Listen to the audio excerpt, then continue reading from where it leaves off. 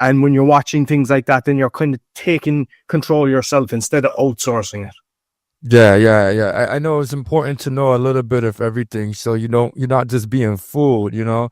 And I seem to be attracting a lot of guests who have a history of being bankrupt. I don't know if that's I didn't actually. What happened with me is I prepared all the files, and I was 30 minutes from submitting it, and I said I don't want to be tarred with this brush, so I never declared bankruptcy. I didn't. Oh, okay, Yeah, got I just said no. This is stuck to me for the rest of my life, and I didn't do it. And I eventually kind of got sold companies, and people came in and took the debts away, and then saw, like I mentioned, the corruption. For example, the bailiffs with one property, they were working with the valuer, and a property. I'll talk in US dollars terms rather than Polish zlotys. It was worth 1.25 million, and basically what they done is they wrote a terrible valuation, saying, well, how bad the property. I've never seen that in my life. You don't do that with a valuation. yeah. You know, that's not something that you do. So they valued it at 500,000.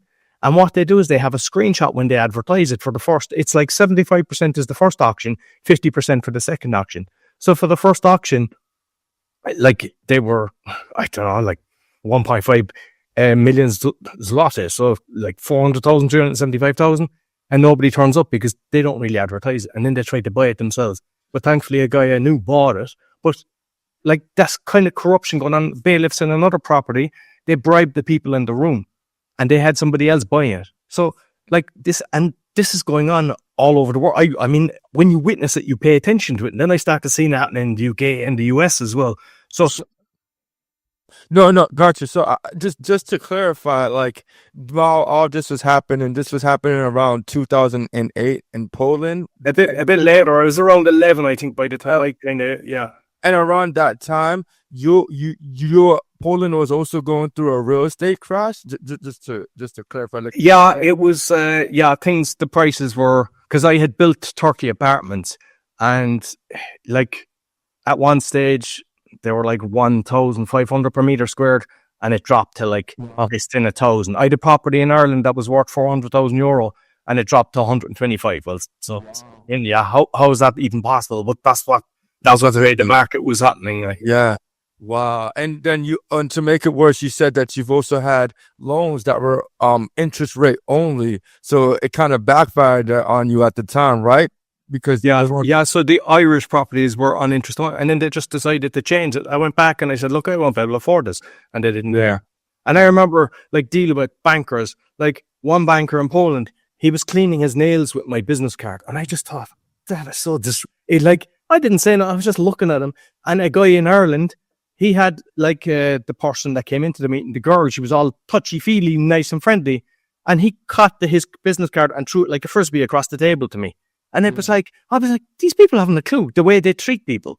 You know, it just isn't the way the bankers work, yeah. Yeah, it's interesting. It seems like there's mortgage fraud everywhere, man.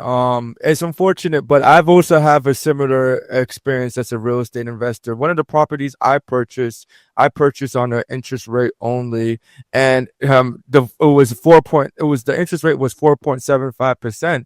And as soon as it got sold to another mortgage servicer, they were corrupt and fraudulent, and they increased my interest rate to 20%. I'm like, I can't afford that.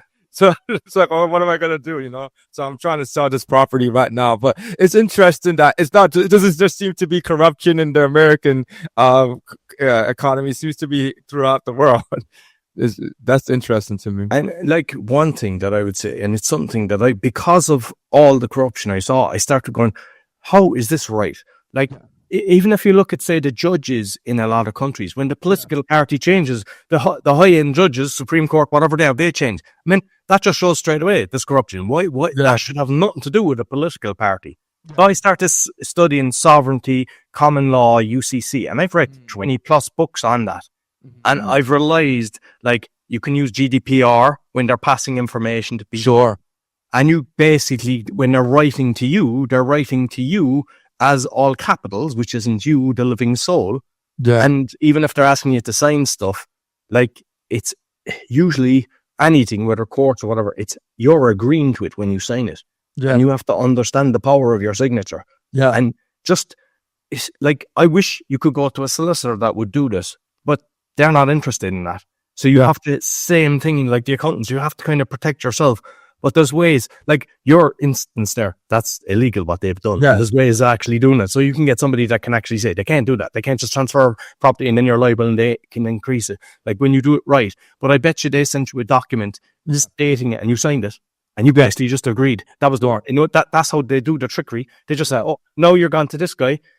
With even little tiny bit of writing, they'll probably something say, oh, we can change the interest. And you didn't even pay attention. Yep. They tried to do it to my Irish properties. And I was like, I'm not signing this. So they couldn't do it because I was on ECB plus 9%. So basically like tiny interest rates, like 0.9%. You know, when DCB was 0, if it was 1, it was 1.9.